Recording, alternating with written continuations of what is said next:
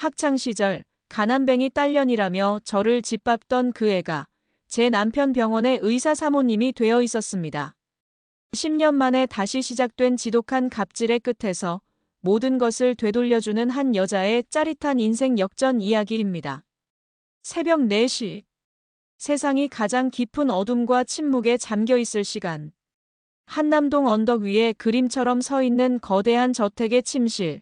그곳에서 이하은은 조용히 눈을 떴다. 그녀의 곁에는 세상 모르고 잠든 남편 대진그룹의 황태자이자 대진대학교 병원의 젊은 부원장인 강지훈이 있었다.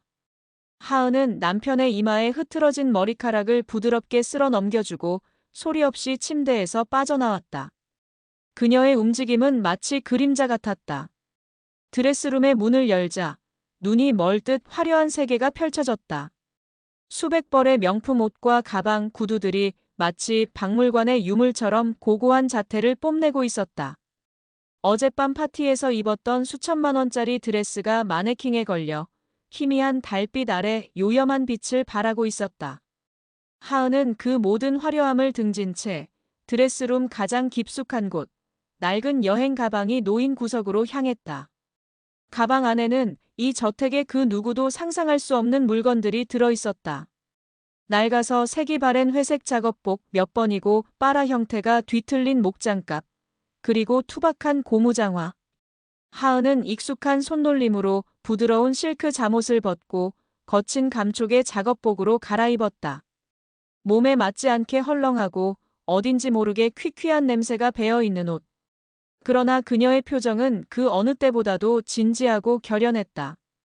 그녀가 이런 기묘한 이중 생활을 시작한 지 벌써 일주일째. 이 사실을 아는 사람은 단 2사람뿐이었다. 그녀의 남편 강지훈, 그리고 시아버지이자 대진그룹의 총수인 강태준 회장. 처음 그녀가 이 계획을 털어놓았을 때 2사람은 당연히 경악했다. 내가 병원 청소부가 되겠다고? 하은아, 그게 대체 무슨 소리냐? 남편 지훈의 목소리는 충격과 걱정으로 떨렸다.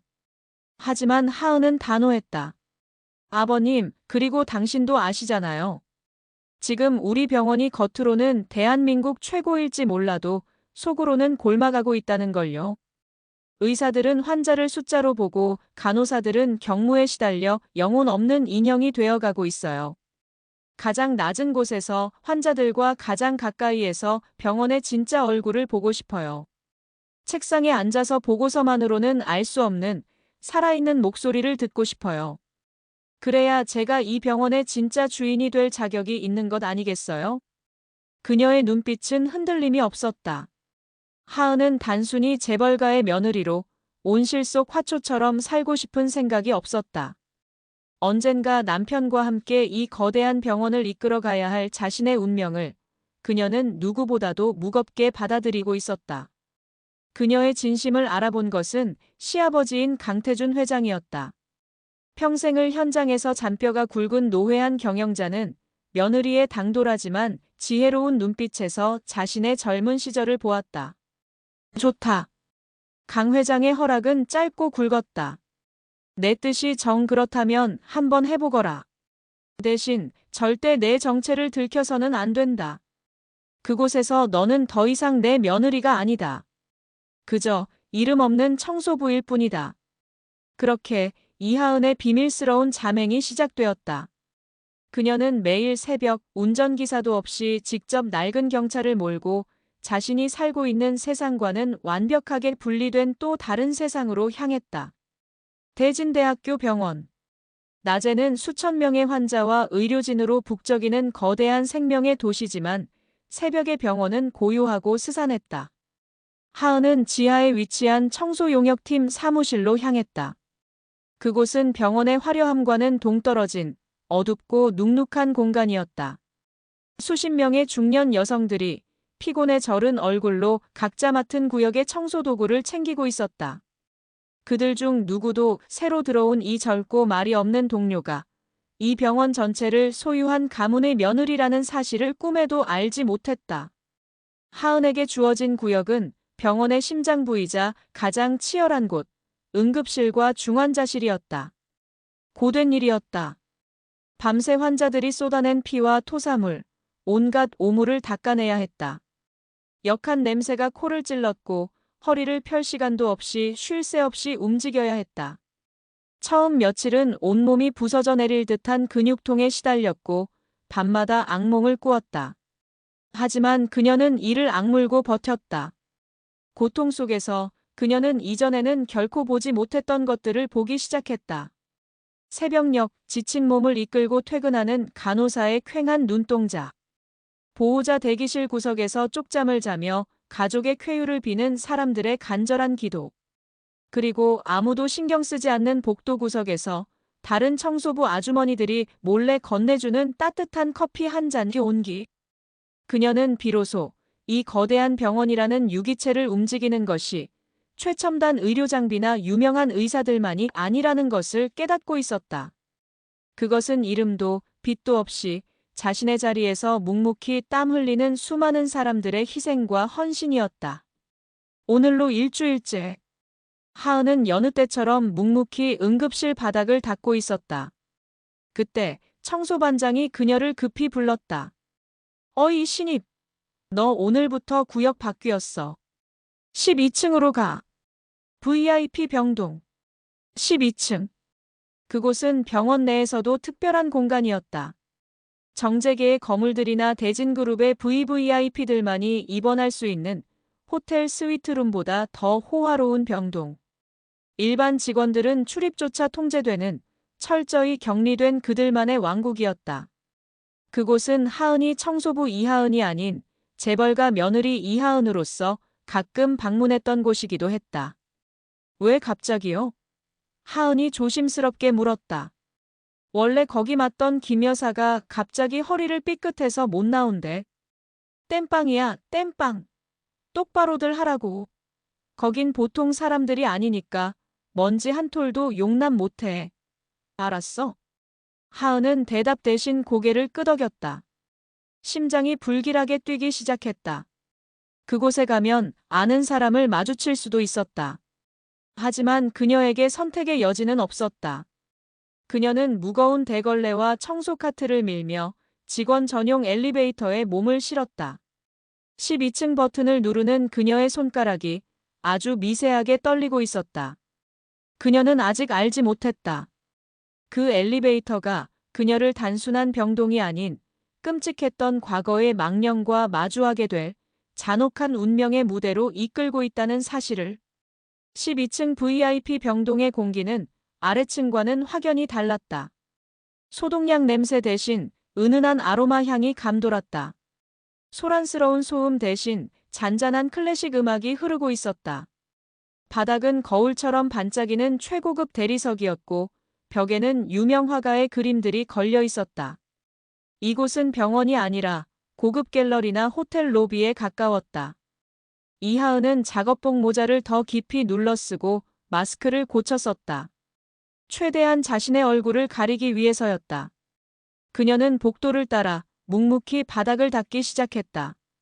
이곳의 먼지는 아래층의 먼지와는 질적으로 다른 것 같았다. 보이지 않는 오만과 특권의식이 먼지처럼 공기 중에 떠다니는 듯한 착각마저 들었다. 한참을 그렇게 복도 끝을 향해 나아가고 있을 때였다. 병실 문 하나가 열리며 익숙한 웃음소리가 그녀의 귓가를 파고들었다. 심장이 쿵 하고 바닥으로 떨어지는 기분이었다. 하은은 반사적으로 고개를 숙이고 청소 카트 뒤로 몸을 숨겼다. 어머, 윤 사모님. 어쩜 피부가 이렇게 더 좋아지셨어요? 역시 남편이 의사라 다르시다니까. 호호, 별 말씀을요. 이 여사님이야말로 이번에 새로 들인 그 가방, 너무 예쁘네요. 몇 명의 여자들이 화려한 옷차림을 한 채 복도를 걸어오고 있었다. 그들은 모두 이 병원 의사들의 아내들이었다. 그리고 그 무리의 중심에는 가장 크고 화려하게 웃고 있는 한 여자. 하은이 평생을 잊으려 애썼던, 그러나 결코 잊을 수 없었던 이름. 윤세아. 세아는 하은의 고등학교 동창이었다. 하지만 동창이라는 단어는 그들의 관계를 설명하기에 턱없이 부족했다. 세아는 부유한 사업가의 외동딸로 학교의 여왕으로 군림했다. 그리고 하은은 매일 밤 대리운전을 하는 홀아버지 밑에서 어렵게 자란 그녀의 가장 좋은 먹잇감이었다. 하은의 머릿속에 10년도 더 지난 과거의 기억들이 칼날처럼 날아와 박혔다. 점심시간 세아는 일부러 하은의 낡은 도시락통을 발로 차 엎어버리고는 깔깔대며 웃었다. 어머, 미안. 발이 미끄러졌네. 근데 넌 맨날 이런 거만 먹니? 우리 집 개도 이것보단 잘 먹겠다. 체육 시간이 끝나고 하은의 교복이 감쪽같이 사라진 적도 있었다. 세아는 하은이 체육복 차림으로 집에 갈 수밖에 없도록 그녀의 교복을 쓰레기통에 처박아 버렸던 것이다. 가장 끔찍했던 기억은 졸업식 날이었다. 세아는 자신의 친구들을 이끌고 하은을 화장실로 끌고 갔다. 그리고는 하은의 머리 위로 차가운 우유를 쏟아부으며 경멸 어린 목소리로 속삭였다. 이하은, 너 같은 가난뱅이 냄새는 우유로도 안 지워질 거야. 평생 내 분수를 알고 살아. 알겠니? 이 대리운전 기사 딸려나. 그날의 치욕과 비참함. 하은은 그 기억을 잊기 위해 지난 10년간 필사적으로 살아왔다. 의대에 진학했지만 아버지의 병원비를 감당하지 못해 결국 꿈을 포기해야만 했던 아픔. 온갖 아르바이트를 전전하며 버텼던 시간들. 그리고 기적처럼 지금의 남편을 만나 과거와는 완전히 다른 삶을 살게 된 지금. 그녀는 모든 것을 잊었다고 생각했다. 하지만 아니었다. 윤세아의 목소리를 듣는 순간 10년간 굳게 닫아두었던 지옥의 문이 다시 열리고 말았다. 하은은 숨을 죽였다. 제발 그냥 지나가기를. 하지만 운명은 그녀의 편이 아니었다. 세아의 무리 중 한 명이 청소 카트 뒤에 웅크리고 있는 그녀를 발견한 것이다. 어머, 저기 청소하는 아줌마. 잠깐 와봐요. 하은은 어쩔 수 없이 고개를 푹 숙인 채 그들에게로 다가갔다. 네, 부르셨습니까? 그녀는 최대한 목소리를 변조하려 애썼다. 아줌마, 복도 바닥에 이게 뭐야? 광이 하나도 안 나잖아. 우리 남편이 이 병원 내과 과장인 거 몰라. 손님들 오시는데 창피하게 이게 뭐냐고. 세아가 날카로운 하이힐 끝으로 바닥을 툭툭 치며 말했다. 하은은 아무 말 없이 더 깊이 고개를 숙였다. 제발 얼굴을 보지 못하게. 하지만 세아는 집요했다. 그녀는 하은의 턱 밑으로 손가락을 가져가 강제로 그녀의 고개를 들어올리려 했다. 어디서 배운 버르장머리야? 사람이 말하는데 쳐다보지도 않고. 그 순간 하은의 모자가 벗겨지고 마스크가 살짝 흘러내렸다. 두 사람의 시선이 10년의 세월을 뛰어넘어 허공에서 부딪혔다. 세아의 눈이 경악으로 커졌다. 그녀는 잠시 말을 잃은 채 눈앞에 이 초라한 청소부를 위아래로 훑어보았다. 낡은 작업복, 땀에 젖은 머리카락, 피곤에 절은 얼굴. 그리고 그 눈빛. 결코 잊을 수 없는 증오와 경멸의 대상이었던 그 눈빛. 너. 세아의 입술이 경멸과 환희로 뒤틀리기 시작했다. 너 이하은 맞지? 주변의 다른 여자들이 수군거리기 시작했다. 세아야, 누구야? 아는 사람이야? 세아는 마치 세상에서 가장 재미있는 구경거리라도 발견한 사람처럼 박장대소를 터뜨렸다. 그 웃음소리가 텅 빈 복도를 날카롭게 울렸다. 아는 사람? 그럼 잘 알지. 내 학창시절 시다발이었거든. 그녀는 경멸 어린 시선으로 하은을 쏘아보며 한 글자 한 글자 독을 뱉어내듯 말했다. 세상에, 이게 누구야? 전교 1등만 하던 우리 하은이가 고작 병원 청소부가 다 됐네. 내가 말했지. 넌 평생 내 분수대로 살게 될 거라고. 안 그래, 이 가난뱅이 딸려나? 과거의 망령이 10년의 시간을 뛰어넘어 가장 잔혹한 방식으로 그녀의 현재를 집어삼키고 있었다. 윤세아의 폭탄 같은 발언에 복도의 공기는 순간 차갑게 얼어붙었다. 그녀의 옆에 서 있던 다른 의사 아내들은 처음에는 어리둥절한 표정으로 두 사람을 번갈아 쳐다보았다. 그러나 이내 상황을 파악하고는 노골적인 호기심과 경멸이 뒤섞인 눈빛으로 이하은을 훑어보기 시작했다. 그들에게 하은은 더 이상 이름 없는 청소부가 아니었다. 윤세아라는 여왕벌의 과거를 증명하고 현재의 우월감을 확인시켜줄 살아있는 증거품이 된 것이다. 어머 세상에. 세아야 정말? 이 아줌마가 내 동창이라고? 말도 안 돼. 어떻게 청소부를 다 해? 공부 잘했다면서. 그들의 수군거림은 날카로운 유리 조각이 되어 하은의 온몸에 박혔다. 하은은 입술을 깨물었다. 손에 든 대걸레 자루가 부서져라 쥐었다. 지금 당장 이 자리를 박차고 나가 자신의 진짜 신분을 밝히고 저들의 오만한 얼굴에 뜨거운 커피라도 끼얹고 싶은 충동이 불길처럼 치솟았다. 하지만 그녀는 가까스로 참아냈다.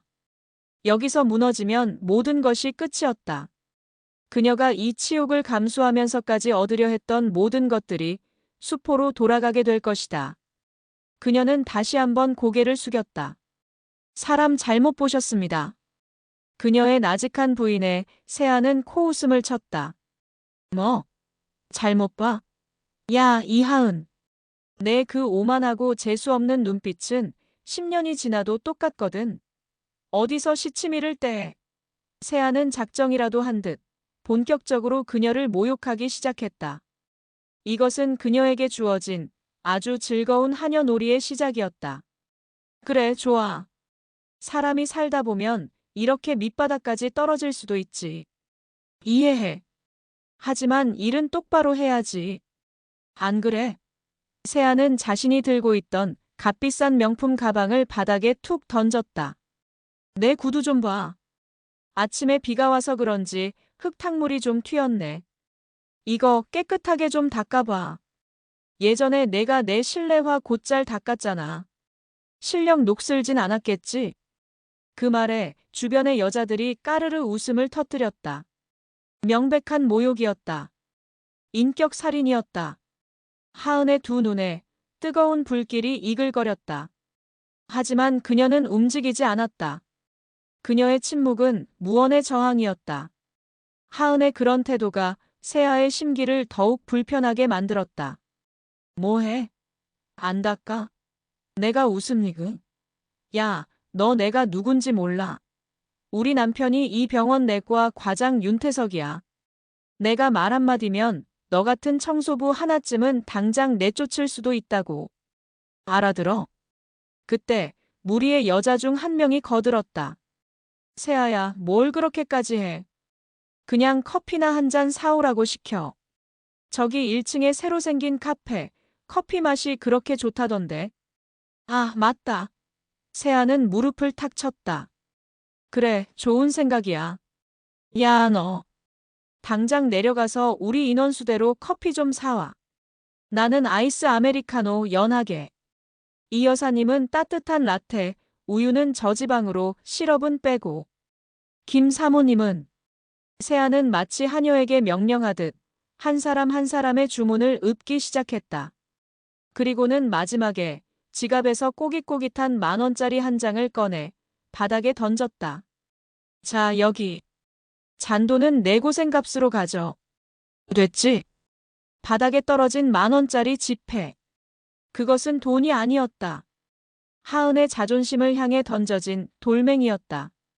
하은은 천천히 허리를 숙였다.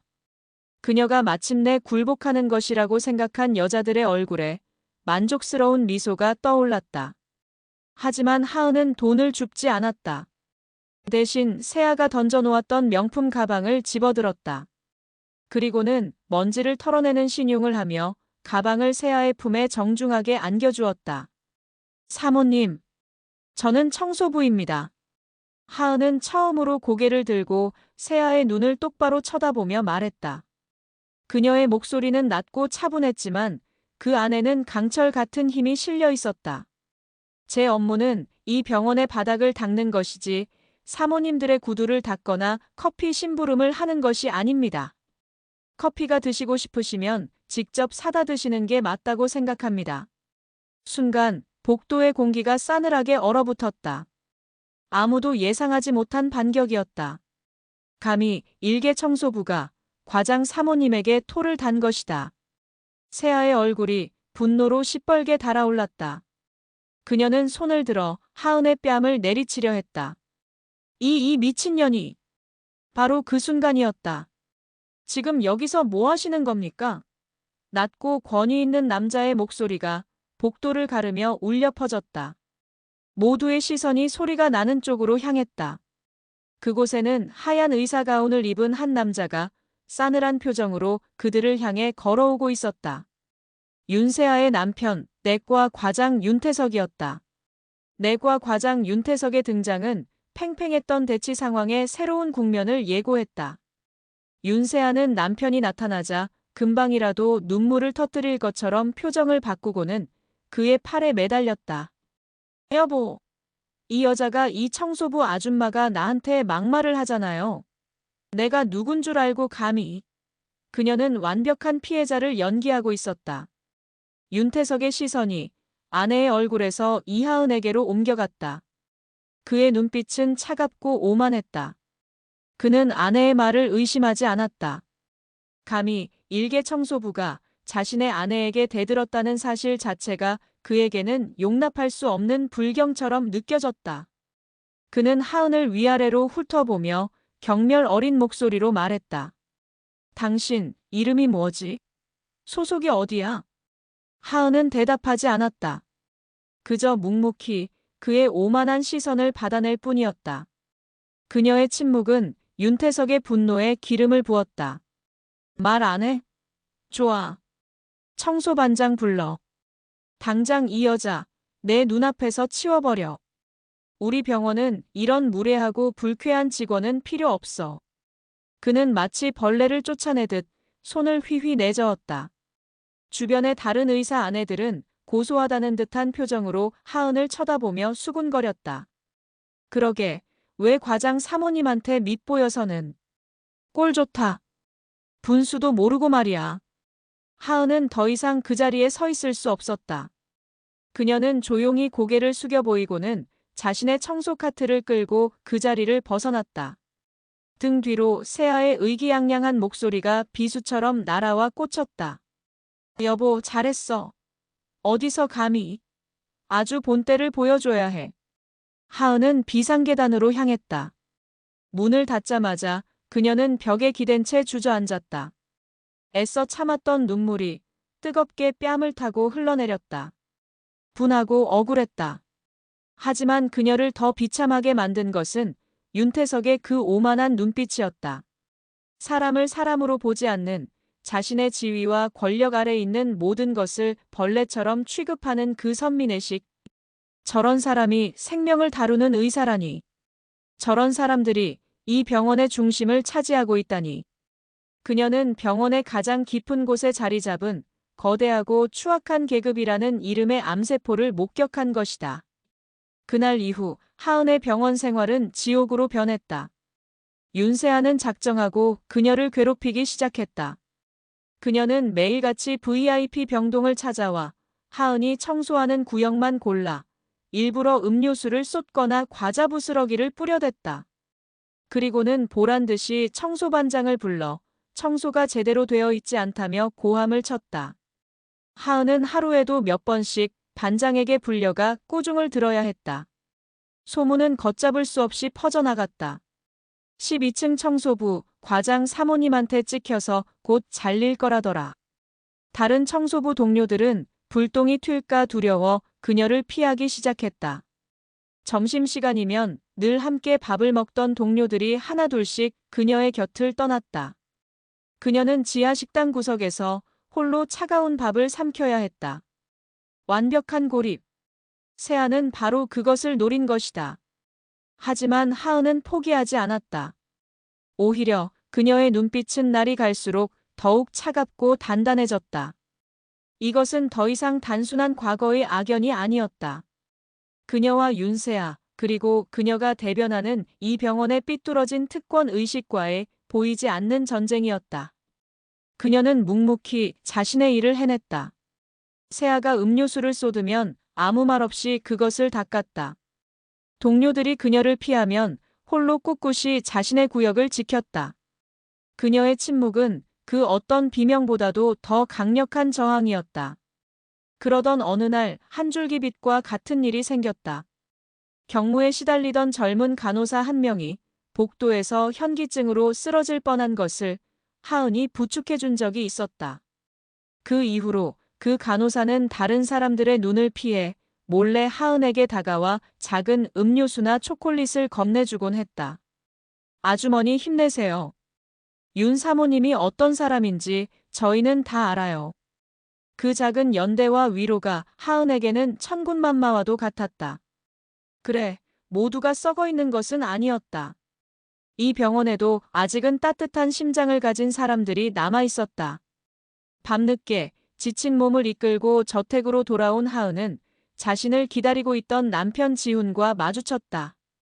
그의 얼굴에는 걱정이 가득했다. 하은아, 오늘 병원에서 무슨 일 있었어? 당신 안색이 너무 안 좋아. 그는 이미 병원 내부의 소문을 어렴풋이 전해 들은 터였다. 그만두면 안 될까?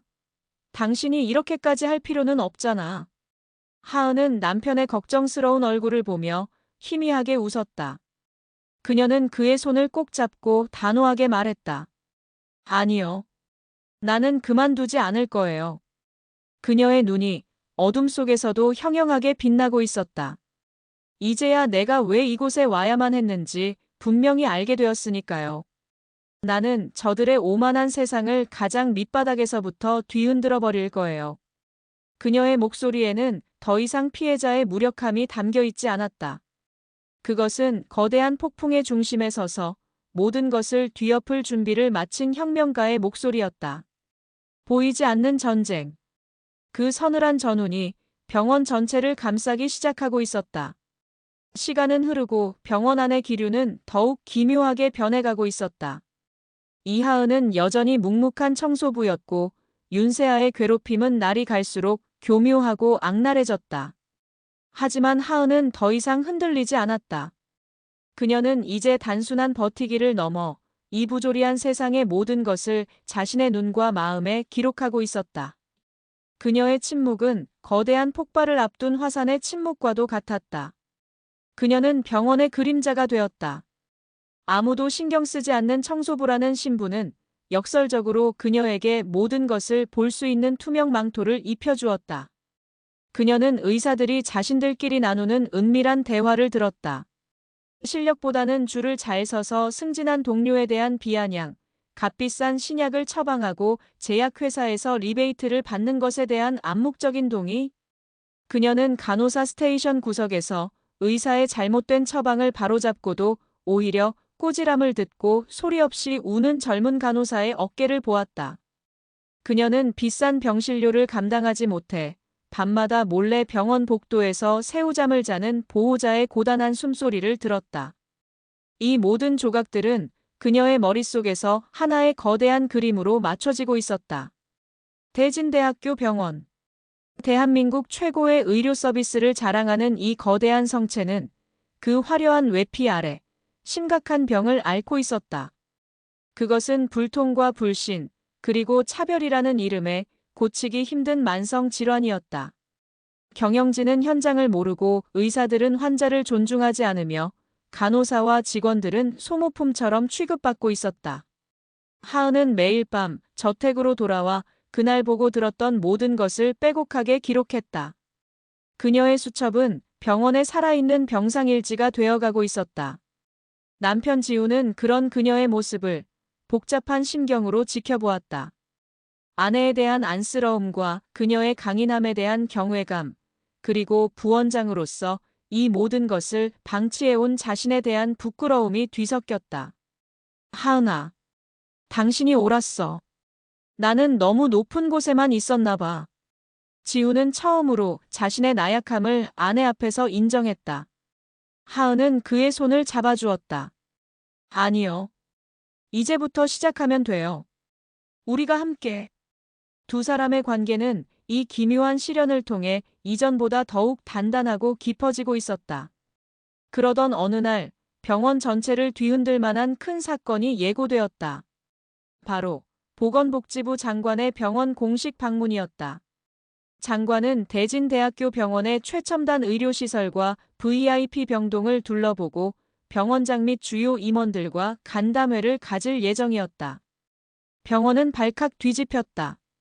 병원장부터 말단 직원까지 모두가 장관의 방문을 대비해 비상체제에 돌입했다. 특히 VIP 병동은 그야말로 초비상이었다. 병동 전체가 대청소에 들어갔고 모든 집기들이 새 것처럼 광을 냈다.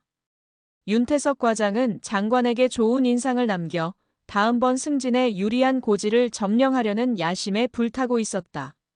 그리고 그의 아내 윤세아에게 이것은 절호의 기회였다. 자신의 남편이 얼마나 대단한 사람인지, 그리고 자신이 이 병동의 실질적인 안주인이라는 것을 장관과 기자들 앞에서 과시할 수 있는 최고의 무대. 세아는 그 무대의 가장 완벽한 소품으로 이하은을 이용하기로 마음먹었다. 그녀는 장관이 방문하는 당일 하은에게 가장 치욕적인 임무를 부여했다. 바로 장관과 임원들이 지나가는 복도에서 무릎을 꿇고 손걸레로 바닥을 닦는 것이었다. 대걸레가 아닌 직접 손으로. 마치 조선시대의 무수리처럼. 그것은 하은을 가장 비참한 모습으로 모두의 앞에 전시하여 자신의 권력을 확인시키려는 잔인하고 계산된 연극이었다. 장관 방문 D-데이. 병원에는 아침부터 수많은 기자들과 관계자들이 몰려들었다. VIP 병동 복도는 최고 위급 인사들과 하얀 가운을 입은 의사들, 그리고 화려하게 차려입은 의사 아내들로 북적였다. 그 화려한 인파의 발치에서 이하은은 낡은 작업복 차림으로 묵묵히 무릎을 꿇고 바닥을 닦고 있었다. 수많은 사람들이 경멸과 동정이 뒤섞인 눈빛으로 그녀를 스쳐 지나갔다. 저 멀리서 윤세아는 다른 사모님들과 함께 만족스러운 미소를 지으며 그녀를 내려다보고 있었다. 완벽한 승리. 그녀는 그렇게 생각했다. 바로 그때였다. 쿨럭. 커헉. VIP 병동, 가장 비싼 특실에 입원해 있던 한 노인이 갑자기 가슴을 부여잡으며 침대에서 쓰러졌다. 갑작스러운 심정지. 병동 전체에 날카로운 경고음이 울려 퍼지기 시작했다. B-, B-, B-, B-. 모든 것이 정지했다. 장관도 기자들도 의사들도 모두 당황하여 비상벨이 울리는 병실 문만 쳐다보고 있었다. 윤태석 과장을 비롯한 의사들이 허둥지둥 병실로 달려갔지만 상황은 급박했다. 환자의 바이털 사인 생명 신호가 급격히 떨어지고 있었다. 절체절명의 순간. 그 아수라장의 한복판에서 단 한 사람. 무릎을 꿇고 바닥을 닦고 있던 청소부 이하은이 조용히 자리에서 일어섰다. 그녀의 눈빛은 더 이상 순종적인 청소부의 눈빛이 아니었다. 그것은 눈앞의 죽음과 싸워야 하는 냉철하고 예리한 의사의 눈빛이었다. 거대한 폭풍이 마침내 그 서막을 올리고 있었다. B-, B-, B-, B-. 심정지 환자의 생체 신호를 알리는 기계음이 12층 VIP 병동 전체를 날카롭게 찢었다. 시간은 금이었다. 아니, 피였고 생명 그 자체였다. 1초 1초가 흐를수록 환자의 뇌는 산소 부족으로 돌이킬 수 없는 손상을 입고 있었다. 뭐해? 당장 제세동기 가져와. 혈압이 계속 떨어집니다, 과장님. 환자분, 정신 차리세요. 대한민국 최고라던 의료진들의 움직임은 그 명성에 걸맞지 않게 허둥대고 있었다.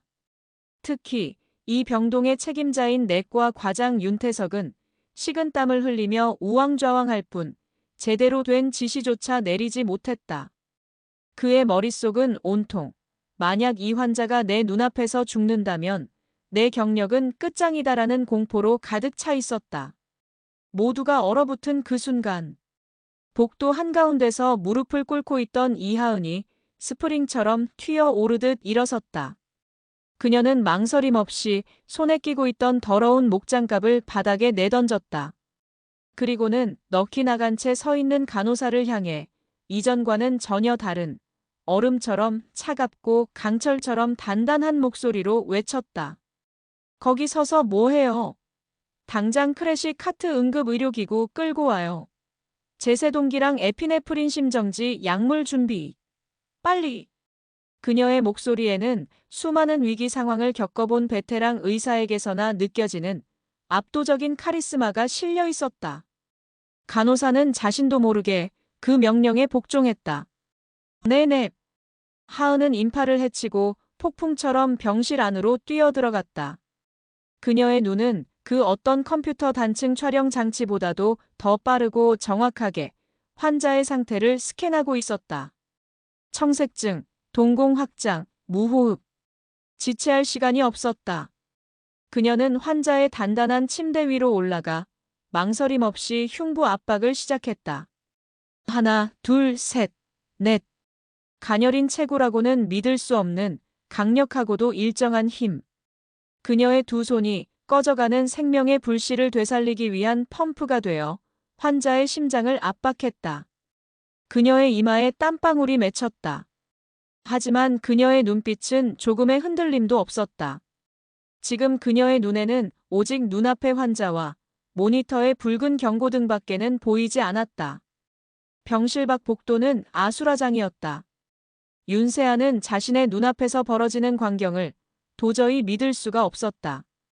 방금 전까지 자신의 발치에서 걸레질을 하던 저 가난뱅이 딸년이 지금은 자신의 남편도 어쩌지 못하는 응급 상황의 한복판에서 모든 것을 지휘하고 있었다. 저 미친년이 지금 뭐 하는 거야? 여보, 당장 저 여자 끌어내지 않고 뭐 해? 그녀의 비명 섞인 고함에 윤태석이 뒤늦게 정신을 차렸다. 당신, 지금 뭐 하는 짓이야? 당장 거기서 비켜. 환자한테 무슨 짓이라도 하면 당신이 책임질 거야. 그가 하은의 어깨를 잡아 끌어내려 했을 때 하은은 그를 돌아보지도 않은 채 얼음처럼 차가운 목소리로 쏘아붙였다. 비키는 건 당신이야. 골든타임 4분. 지금 2분 지났어. 여기서 환자 죽어나가면 책임은 당신이 지게 될 거야. 그녀의 서슬퍼런 기세에 윤태석은 저도 모르게 주춤하며 물러섰다. 그때 크래시 카트를 끌고 온 간호사가 도착했다. 하은은 흉부 압박을 멈추지 않은 채 명령을 내렸다. 에피네프린 1앰플. 정맥 주사로. 간호사가 떨리는 손으로 약물을 주입했다. 그리고 제세동기가 준비되었다. 하은은 침대에서 내려와 제세동기의 패드를 양손에 쥐었다. 모두 비켜요. 그녀의 외침에 주변의 모든 사람들이 반사적으로 물러섰다. 클리어. 지직 마이너스. 하는 굉음과 함께 환자의 몸이 허공으로 튀어올랐다. 모니터의 그래프는 여전히 절망적인 일직선을 그리고 있었다. 다시. 차지. 하은은 포기하지 않았다. 두 번째 전기 충격. 세 번째 전기 충격. 모두가 숨을 죽였다. 바로 그때였다. B-B-B. 절망적인 직선 위로 아주 희미하게 생명의 파동이 그려지기 시작했다. 느리지만 분명한 심장 박동. 환자의 혈압이 서서히 돌아오고 있었다. 살았다. 누군가 나직이 중얼거렸다. 그제야 병실 안의 모든 사람들은 멈췄던 숨을 내쉬었다. 환자는 살아났다. 하은은 제세동기를 내려놓고 거친 숨을 몰아쉬었다. 땀으로 흠뻑 젖은 머리카락이 그녀의 헬쑥한 뺨에 달라붙어 있었다. 그녀는 비틀거리며 벽에 몸을 기댔다. 모든 긴장이 풀리자 온몸의 힘이 빠져나가는 기분이었다. 그녀가 고개를 들었을 때 병실 안의 모든 시선이 오직 그녀에게만 쏟아지고 있었다. 경악, 불신, 그리고 경외감. 그 누구도 입을 열지 못했다. 보건복지부 장관도, 병원장도, 수많은 기자들도, 그리고 윤태석과 윤세아 부부도 모두가 낡고 더러운 작업복을 입은 이 이름 없는 청소부의 압도적인 존재감 앞에 그저 침묵할 뿐이었다. 한낱 청소부가 대한민국 최고의 의사도 포기하려던 생명을 죽음의 문턱에서 되살려낸 것이다. 이 기적과도 같은 혹은 재앙과도 같은 사건의 서막. 그 중심에 이하은이 서 있었다. 정적은 길지 않았다. 뒤늦게 도착한 응급의학과 팀이 환자를 중환자실로 급히 이송하면서 병실 안은 다시 분주해졌다. 하지만 그 소란 속에서도 사람들의 시선은 여전히 이하은에게서 떨어질 줄 몰랐다. 그녀는 이제 더 이상 투명 인간이 아니었다. 이 미스터리한 사건의 가장 거대한 물음표가 되어 모두의 뇌리에 각인되었다. 가장 먼저 침묵을 깬 것은 자존심에 치명적인 상처를 입은 윤태석이었다. 그는 하얗게 질린 얼굴로 하은에게 다가와 멱살이라도 잡을 듯이 쏘아붙였다. 당신 대체 정체가 뭐야? 어디서 뭘 배운 여자인데 의사도 아닌 주제에 함부로 환자 몸에 손을 대. 이건 명백한 무면허 의료 행위야. 당신, 당장 경찰에 넘길 수도 있어. 그는 자신의 무능을 감추기 위해 필사적으로 그녀를 공격했다. 그녀를 범죄자로 만들어야만 자신의 체면이 조금이라도 회복될 수 있을 터였다. 그의 고함에 주변의 기자들이 기다렸다는 듯이 카메라 플래시를 터뜨렸다. 병원 청소부, 무면허 의료행위 논란. 내일 아침 신문 일면을 장식할 자극적인 헤드라인이 눈앞에 그려지는 듯했다. 하은은 그의 멱살을 잡으려는 손을 차갑게 뿌리쳤다. 그리고는 지친 기색이 역력한 그러나 조금의 흔들림도 없는 눈빛으로 그를 마주 보았다. 그래서요? 제가 환자를 구한 게 그렇게 잘못된 일입니까? 과장님은 그때 뭘 하고 계셨죠? 그녀의 담담한 반격에 윤태석은 할 말을 잃었다. 그는 그저 환자 앞에서 허둥대고 있었을 뿐이었다. 바로 그때 병실 문이 다시 열리며 하은의 남편 강지훈이 굳은 얼굴로 들어섰다. 그는 병원 부원장으로서 이 모든 소란을 보고받고 한 걸음에 달려온 것이다. 그는 병실 안의 풍경과 윤태석에게 핍박받고 있는 아내의 모습을 한눈에 파악했다. 그의 심장은 분노로 들끓었지만 그는 이성을 잃지 않았다. 아직은 때가 아니었다. 지훈은 일부러 하은을 모르는 사람처럼 대했다. 그는 근엄한 목소리로 상황을 정리하기 시작했다. 윤 과장, 소란 피우지 마시오. 환자의 생명이 위급한 상황에서 이 직원이 용기를 낸 것은 칭찬받을 일이지 비난받을 일은 아니라고 보오. 물론 절차상의 문제가 있었던 것은 사실이니 이 부분에 대해서는 병원 차원에서 철저하게 진상을 조사하도록 하겠습니다. 그는 윤태석의 어깨를 두드리며 그에게만 들릴 정도로 나직이 속삭였다. 장관님과 기자들이 다 보고 있소. 일을 더 크게 만들고 싶지 않다면 그쯤 해두는 게 좋을 거요. 그리고는 하은을 향해 일부러 차가운 목소리로 말했다. 당신은 일단 내 사무실로 따라오시오. 경위서를 작성해야겠으니. 그것은 아내를 보호하기 위한 그의 최선의 연기였다. 하은은 남편의 의도를 알아채고 조용히 고개를 끄덕였다. 그녀가 지훈을 따라 병실을 나서는 순간 그녀의 등 뒤로 윤세아의 불타는 듯한 질투와 의심의 눈초리가 날아와 박혔다. 윤세아는 바보가 아니었다. 그녀는 혼란스러웠다. 이하은. 가난뱅이 대리운전 기사의 딸. 자신의 발밑에서 벌레처럼 기어야 마땅한 그 여자가 어떻게 저런 의학 지식을 가지고 있단 말인가.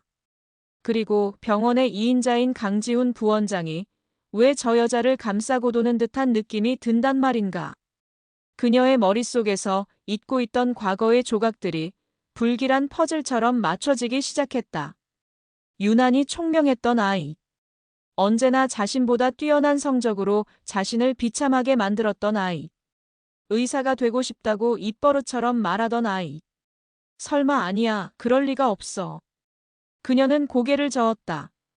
하지만 의심의 씨앗은 한번 싹을 틔우면 걷잡을 수 없이 자라나는 법이다. 그녀는 남편에게 달려가 미친 사람처럼 그의 팔을 붙잡고 흔들었다. 여보, 저 여자 그냥 두면 안 돼. 저 여자의 정체를 알아내야 해. 당장. 남편의 무능에 대한 분노와 이하은에 대한 오랜 열등감, 그리고 정체 모를 불안감이 뒤섞여 그녀를 광기로 몰아가고 있었다. 그날 오후 윤태석은 자신의 과장실에서 청소 용역팀으로부터 이하은의 인사기록 카드를 건네받았다. 그는 코웃음을 치며 서류를 넘겼다. 고작 청소부의 신상정보 따위 볼 것도 없다고 생각했다. 하지만 서류는 그의 예상과는 전혀 달랐다. 이름과 나이 그리고 주소. 그게 전부였다. 학력, 경력, 가족관계. 그 모든 것이 공란으로 비어 있었다. 마치 누군가 일부러 만들어낸 유령의 신상 정보처럼. 윤태석의 눈이 가늘어졌다. 그의 마음속에도 아내와 같은 의심의 불길이 타오르기 시작했다. 이하은. 그는 짓씹듯 그 이름을 중얼거렸다. 너 대체 정체가 뭐냐? 그는 수화기를 들고 비서에게 명령했다. 지금 당장 우리 병원 전산실에 연락해서 이하은이라는 이름으로 된 모든 기록을 찾아봐. 입원 기록, 진료 기록 하다못해 과거 입사 지원 기록까지. 먼지 하나까지 샅샅이 털어서 내게 보고해. 지금 당장. 보이지 않는 전쟁은 윤태석의 지시는 신속하게 이뤄졌다. 그는 병원 내의 모든 권한을 동원하여 이하은이라는 유령의 과거를 추적하기 시작했다. 하지만 그가 파헤치면 파헤칠수록 미스터리는 더욱 깊어질 뿐이었다. 그녀의 이름으로 된 병원 진료 기록은 전무했다. 당연했다. 대진그룹의 가족들은 모두 주치의의 비밀 왕진을 통해 관리받고 있었으니까. 그는 혹시나 하는 마음에 대진대학교의 과거 입학 기록까지 뒤졌다. 그리고 마침내 실마리를 찾아냈다. 그의 심장이 쿵 하고 내려앉았다. 이하은. 수석 입학. 대진대학교 의과대학. 믿을 수 없는 사실이었다. 지금 병원에서 청소부로 일하고 있는 저 여자가 한때는 자신과 같은, 아니, 어쩌면 자신보다 더 촉망받는 의대생이었다는 말인가. 기록은 그녀가 입학한 지 1년 만에 일신상의 사유로 자퇴했다는 내용으로 끝나 있었다. 윤태석은 혼란에 휩싸였다. 천재 의대생이 어째서 모든 것을 포기하고 10년이라는 세월이 흘러 자신이 다니던 바로 그 병원의 가장 밑바닥 청소부가 되었단 말인가. 그는 아내 세아에게 이 사실을 알려주었다. 세아의 반응은 그보다 더 격렬했다. 꺼봐. 내가 뭐라고 했어. 그년 보통 내기가 아니라니까. 분명 무슨 꿍꿍이가 있는 거야. 우리 병원에 복수라도 하려고 잠입한 거 아닐까? 아니면 당신 자리를 꿰차려고. 그녀의 피해망상은 끝을 모르고 부풀어 올랐다. 두 사람은 마치 거대한 음모의 실체를 발견한 탐정이라도 된 것처럼 흥분 상태에 빠졌다. 그들은 아직 진실의 가장 핵심적인 조각, 그녀가 이 병원의 며느리라는 사실에는 도달하지 못한 채 자신들만의 끔찍한 상상 속에서 허우적거리고 있었다. 그 여자를 만나야겠어. 직접 만나서 모든 걸 확인해야겠어. 그들은 작전을 세웠다. 아무도 없는 곳에서 이하은을 단독으로 만나 그녀를 협박하고 그녀의 진짜 목적이 무엇인지 알아내기로. 그들은 그녀가 퇴근하는 시간을 기다려 지하 주차장에서 그녀의 앞을 가로막았다. 이하은 씨, 잠깐 이야기 좀 하시죠. 윤태석의 목소리는 이전의 오만함 대신 음험한 탐색전의 기운을 띠고 있었다. 하은은 올 것이 왔다는 듯 담담한 표정으로 그들을 마주 보았다. 무슨 볼일이시죠, 과장님? 세아가 참을 수 없다는 듯 끼어들었다. 연기 그만해. 이 여우 같은 년. 너 대진대 의대 수석 입학했다며? 근데 왜 청소부 행세야? 목적이 뭐야? 우리 남편한테 흑심이라도 품었어? 아니면 병원 망신이라도 시키려고 작정했어? 그 저급한 상상력에 하은은 실소조차 나오지 않았다. 그녀는 대답 대신 지친 눈으로 그들을 바라보았다. 윤태석이 회유하듯 말을 건넸다. 이하은 씨, 당신의 과거에 무슨 사연이 있었는지는 모르겠지만 이런 식으로 병원의 명예를 실추시키는 건 우리 모두에게 좋지 않아. 원하는 게 뭐예요? 돈이요? 돈이 필요하면 내가 조용히 해결해 줄 수 있어. 그러니 여기서 그만두고 조용히 사라져 주시오. 그는 이 모든 것을 돈으로 해결할 수 있는 문제라고 생각하고 있었다. 그의 세상에서는 돈으로 해결되지 않는 일이란 없었으니까. 하은은 천천히 고개를 저었다. 제가 원하는 건 돈이 아닙니다. 그럼 대체 뭐야? 진실 그리고 존중입니다. 그녀의 목소리는 작았지만 지하 주차장의 공기를 가를 만큼 단단했다. 사람이 사람에게 최소한의 존중을 보여주는 세상. 의사가 환자를 그리고 동료를 그저 돈벌이 수단이나 아랫사람으로 보지 않는 세상. 저는 그걸 원했을 뿐입니다. 그녀의 말은 그들에게는 외계어처럼 들릴 뿐이었다. 그들은 하은이 자신들을 조롱하고 있다고 생각했다. 분노한 윤태석이 하은의 팔을 거칠게 잡아챘다. 헛소리 집어치워. 마지막으로 경고하는데 내일 당장 사표 내고 꺼져. 그러지 않으면 내가 당신을 무면허 의료행위와 병원 기물파손죄로 고소해버릴 테니까. 바로 그 순간이었다. 어둠 속에서 낮고 위험 있는 목소리가 천둥처럼 울려 퍼졌다. 지금 내 며느리에게 무슨 짓들을 하고 있는 겐가. 윤태석과 윤세아는 화들짝 놀라 소리가 나는 쪽으로 고개를 돌렸다. 주차장 기둥의 그림자 속에서 두 명의 남자가 천천히 걸어 나오고 있었다. 한 명은 이 병원의 부원장 강지훈. 그리고 그 옆에는 살아있는 전설 대진그룹의 총수이자 이 병원의 설립자인 강태준 회장이었다. 그의 두 눈은 차가운 분노로 얼어붙어 있었다. 윤태석과 윤세아의 얼굴이 순식간에 사색이 되었다. 그들의 머릿속에서 모든 퍼즐 조각이 가장 끔찍한 형태로 맞춰지고 있었다. 청소부 의대생 그리고 며느리. 그들의 견고했던 성벽이 와르르 소리를 내며 무너져 내리기 시작했다. 지하 주차장의 공기는 납처럼 무겁게 가라앉았다. 윤태석과 윤세아는 마치 시간을 관장하는 신 앞에 선 죄인처럼 그 자리에 얼어붙어 있었다. 며느리.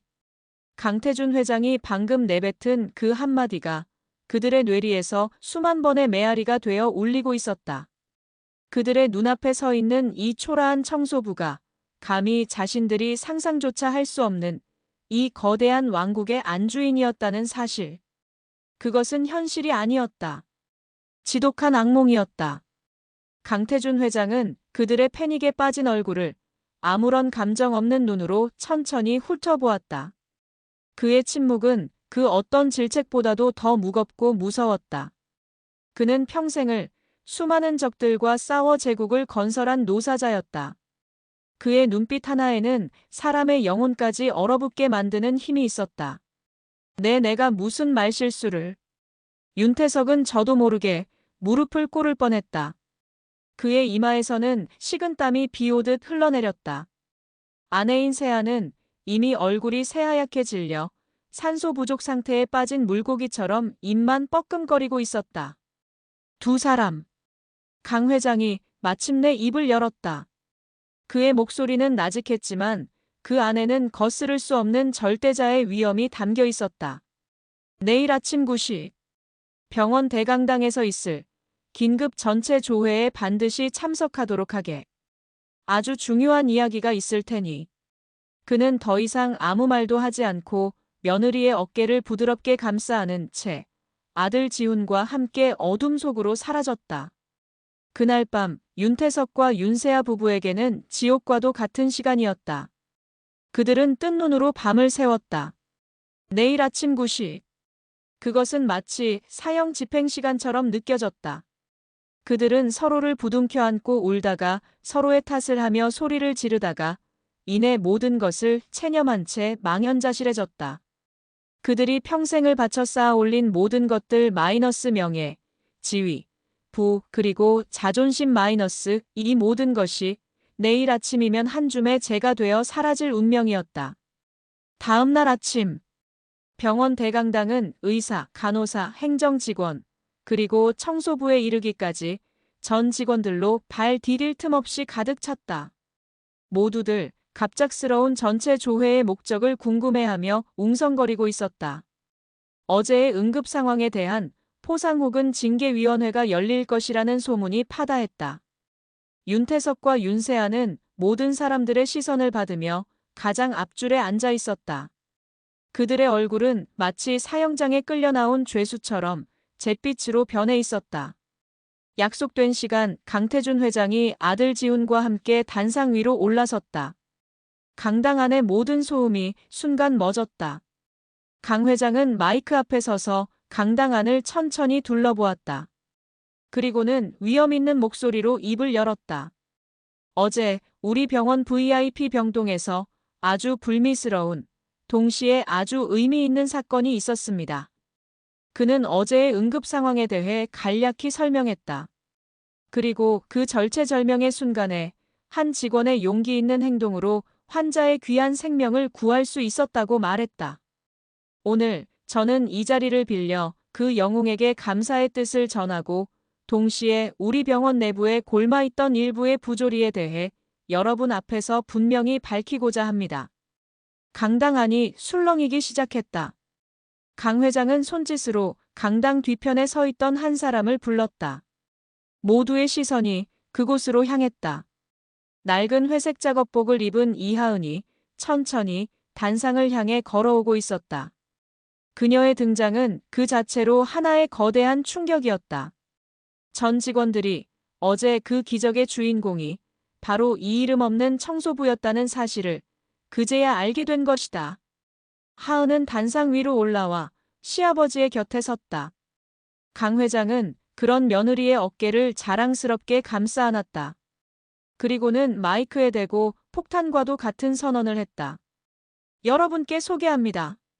어제 자신의 몸을 던져 환자를 구한 이 영웅이 바로 제 아들 강지훈 부원장의 아내이자 제 하나뿐인 며느리 이하은입니다. 순간 강당 안은 거대한 폭발음이라도 들린 듯 충격의 도가니에 휩싸였다. 수백 개의 눈이 믿을 수 없다는 듯 강 회장과 그 옆에 선 초라한 작업복 차림의 하은을 번갈아 쳐다보았다. 기자들의 카메라 플래시가 쉴 새 없이 터져나왔다. 그리고 그 모든 충격의 한가운데 윤세아는 자신의 두 눈앞에서 자신의 세계가 산산조각으로 부서져 내리는 것을 멍하니 지켜보고 있었다. 자신이 평생을 가난뱅이 딸년이라 무시하고 짓밟았던 그 여자가 사실은 자신이 그토록 동경하고 선망했던 이 거대한 왕국의 진짜 여왕이었다는 사실. 그 잔혹한 진실 앞에서 그녀는 그대로 정신을 잃고 의자 아래로 쓰러져 내렸다. 심판의 날. 그 잔인하고도 화려한 막이 마침내 올랐다. 윤세아가 정신을 잃고 실려나가면서 대강당은 더욱 큰 혼란에 휩싸였다. 하지만 강태준 회장은 조금의 동요도 없이 더욱 서늘한 목소리로 말을 이어갔다.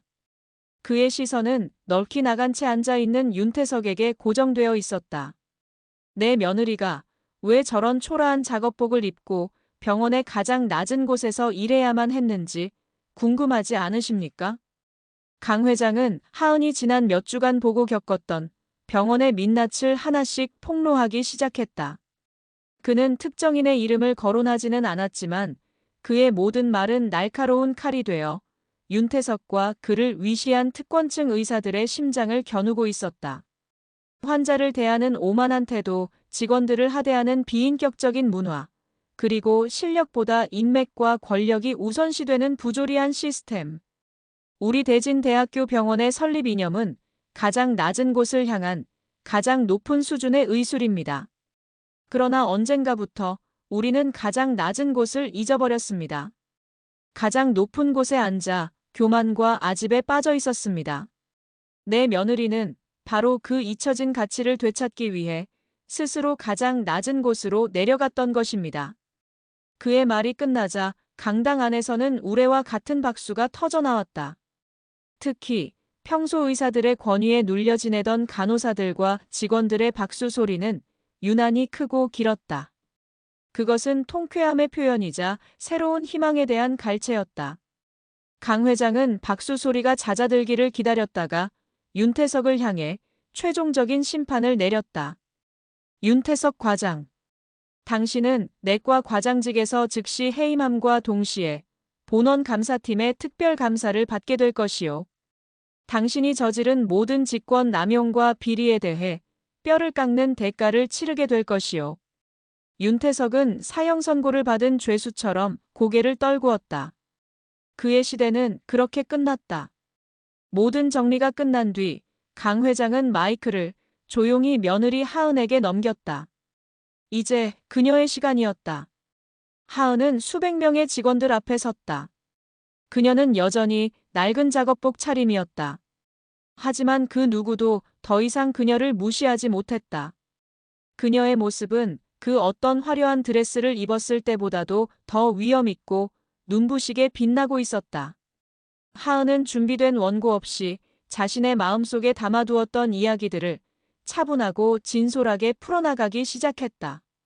그녀는 자신이 청소부로 일하며 느꼈던 서러움과 그럼에도 불구하고 발견했던 작은 희망들에 대해 이야기했다. 저는 이곳에서 세상에서 가장 맛있는 커피를 마셨습니다. 한 동료 아주머니께서 차가운 복도에서 떨고 있는 제 손에 자신의 보온병에 담아온 커피를 말없이 쥐어주셨습니다. 저는 이곳에서 세상에서 가장 따뜻한 위로를 받았습니다. 모두가 저를 외면할 때 한 젊은 간호사 선생님이 몰래 제 주머니에 초콜릿을 넣어주며 힘내라고 속삭여주셨습니다. 그녀의 목소리가 강당 전체에 조용히 울려 퍼졌다. 병원을 살리는 것은 최첨단 장비나 거창한 구호가 아니라고 생각합니다. 그것은 바로 지금 이 순간에도 각자의 자리에서 묵묵히 땀 흘리고 있는 여러분들의 마음입니다. 서로를 존중하고 서로의 아픔에 공감하며 함께 웃고 울어주는 그 마음. 저는 우리 병원을 실력뿐만 아니라 마음까지도 대한민국 최고인 병원으로 만들고 싶습니다.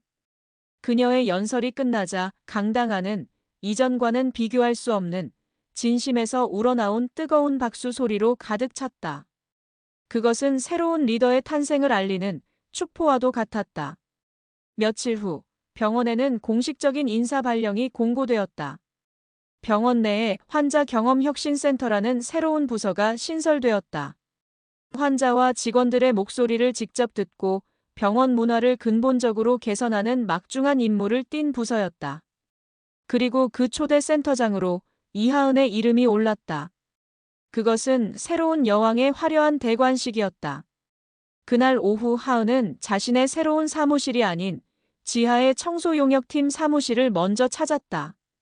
그녀를 발견한 동료 아주머니들은 어쩔 줄 몰라 하며 고개를 숙였다. 하은은 예전처럼 그들에게 다가가 한 사람 한 사람의 손을 꼭 잡았다. 아주머니들, 저 달라진 거 하나도 없어요. 앞으로도 제가 힘들 때 따뜻한 커피 한 잔 부탁드려도 될까요?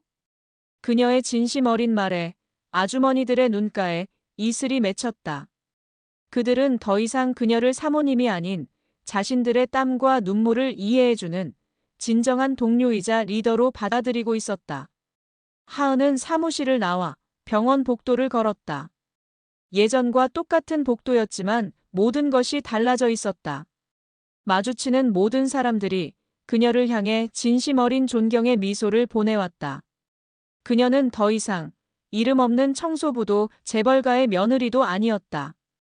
그녀는 수많은 사람들의 마음속에 희망이라는 이름으로 다시 태어난 이 거대한 성의 진정한 주인이었다.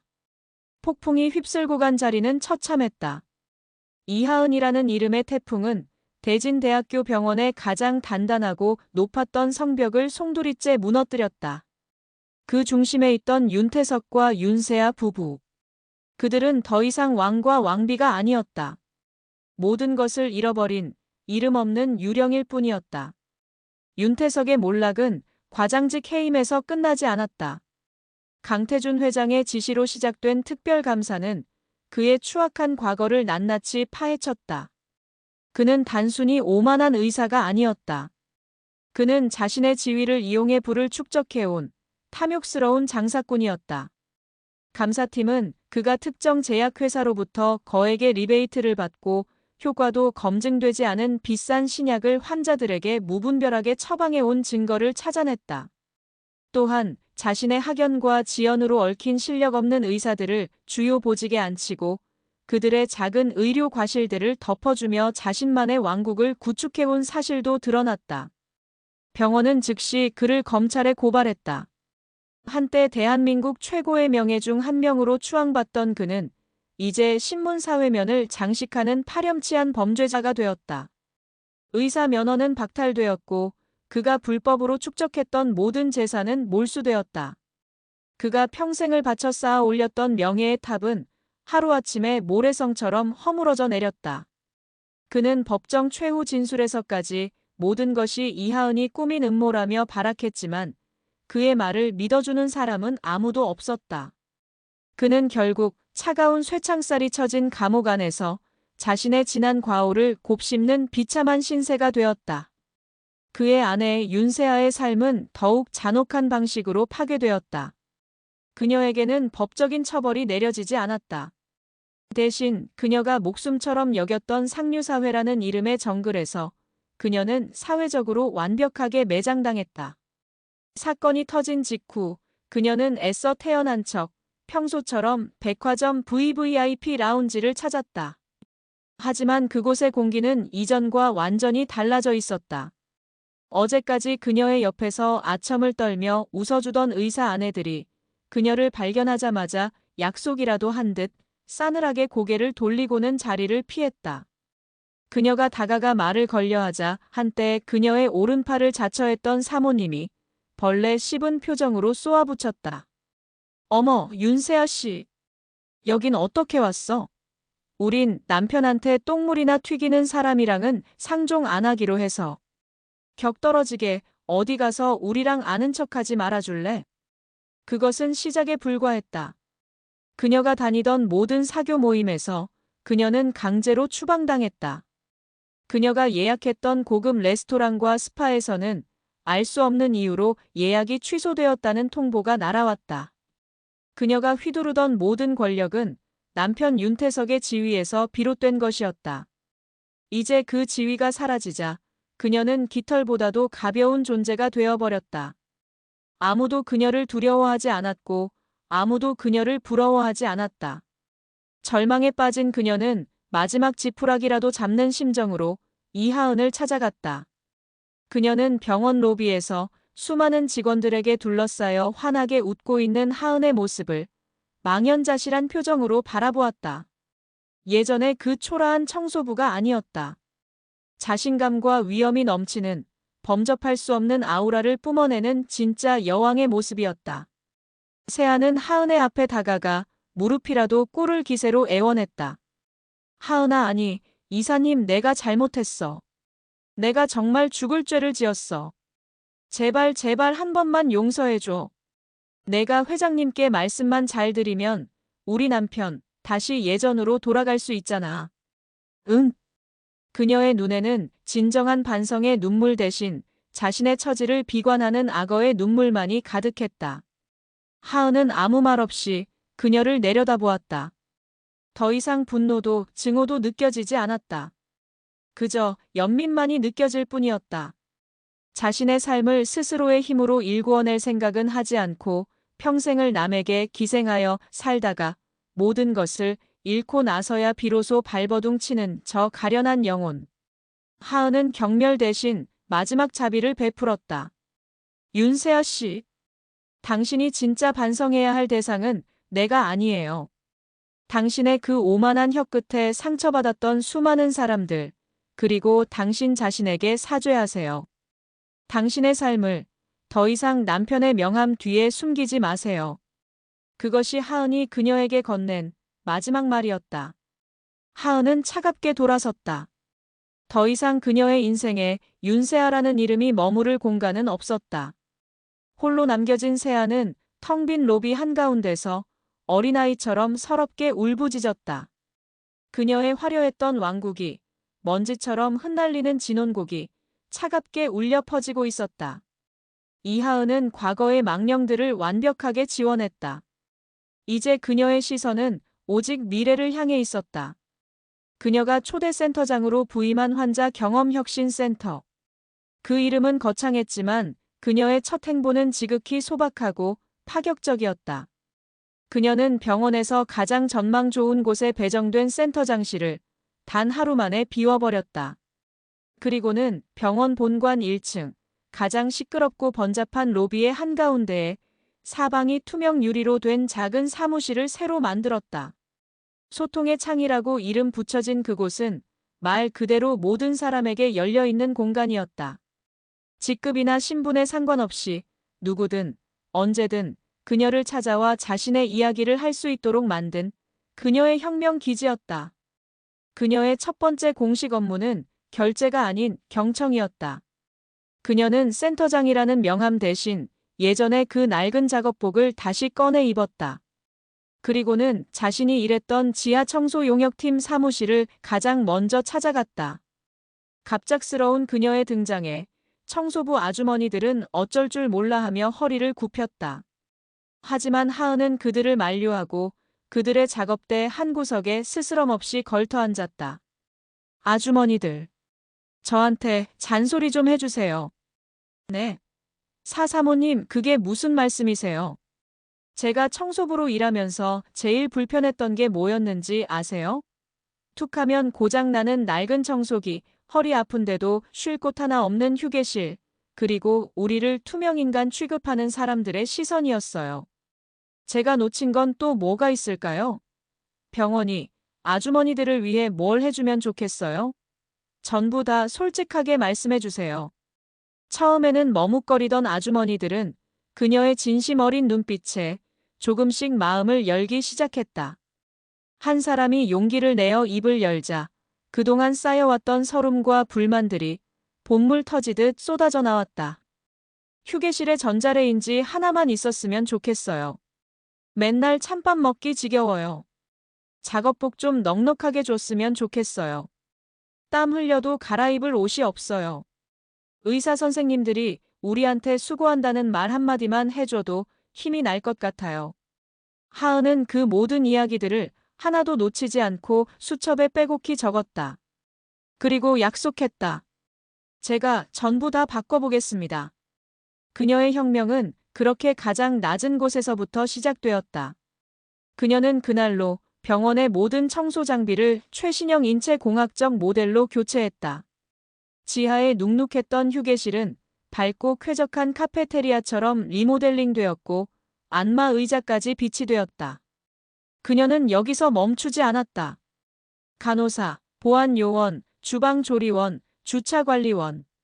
그녀는 병원에서 가장 힘들고 가장 목소리 내기 힘든 부서들을 일일이 찾아다니며 그들의 이야기를 들었다. 그녀의 행보는 당연히 거센 저항에 부딪혔다. 일부 보수적인 임원들과 윤태석의 잔재 세력인 의사들은 그녀의 개혁을 비용 낭비이자 병원의 위계를 무너뜨리는 위험한 발상이라며 비난했다. 한 임원회의에서 한중혁이 노골적으로 그녀를 공격했다. 센터장님, 병원은 자선사업체가 아닙니다. 청소부들 휴게실 꾸미는데 수억 원을 쓰는 게 경영 효율성에 무슨 도움이 됩니까? 모두의 시선이 하은에게 쏠렸다. 그녀는 조금의 동요도 없이 차분하게 대답했다. 부사장님, 질문 하나 드려도 되겠습니까? 부사장님께서는 우리 병원 화장실이 얼마나 깨끗한지, 복도 바닥이 얼마나 반짝이는지가 환자들의 만족도와 병원의 평판에 얼마나 큰 영향을 미치는지 알고 계십니까? 그녀는 직접 발로 뛰며 만든 상세한 데이터와 통계 자료를 스크린에 띄웠다. 가장 행복한 직원이 가장 훌륭한 서비스를 만듭니다. 직원을 존중하지 않는 병원은 결코 환자를 존중할 수 없습니다. 이것은 비용 낭비가 아니라 우리 병원의 미래를 위한 가장 확실한 투자입니다. 그녀의 논리 정연하고 확신에 찬 반박에 그 누구도 더 이상 토를 달지 못했다. 시아버지인 강태준 회장은 회의실 가장 상석에서 그런 며느리의 모습을 흐뭇한 미소로 지켜보고 있었다. 그녀의 혁명은 조용하지만 거대한 파도처럼 병원 전체로 퍼져나가고 있었다. 낡고 부식된 관료주의의 성벽을 허물고 그 자리에 소통과 존중이라는 이름의 새로운 기둥을 세우고 있었다. 가난뱅이 딸년 3부. 시작 2부의 통쾌한 반전과 승리의 여운을 이어받아 밝고 희망찬 오케스트라 선율이 서서히 떠오른다. 어둠이 걷히고 새로운 아침이 밝아오는 듯한 분위기. 내레이터의 목소리는 이제 심판자의 서늘함을 벗고 새로운 시대의 개막을 알리는 역사가처럼 깊은 울림과 따스한 힘을 담아 이야기한다. 내레이터. 심판의 날은 끝났습니다. 화려했던 무대 위에서 거짓된 왕과 왕비는 그들의 초라한 민낯을 드러낸 채 역사의 뒤안길로 사라졌습니다. 사람들은 통쾌해하고 정의가 실현되었다며 박수를 보냅니다. 그러나 진짜 이야기는 언제나 폭풍이 지나간 뒤에 시작되는 법입니다.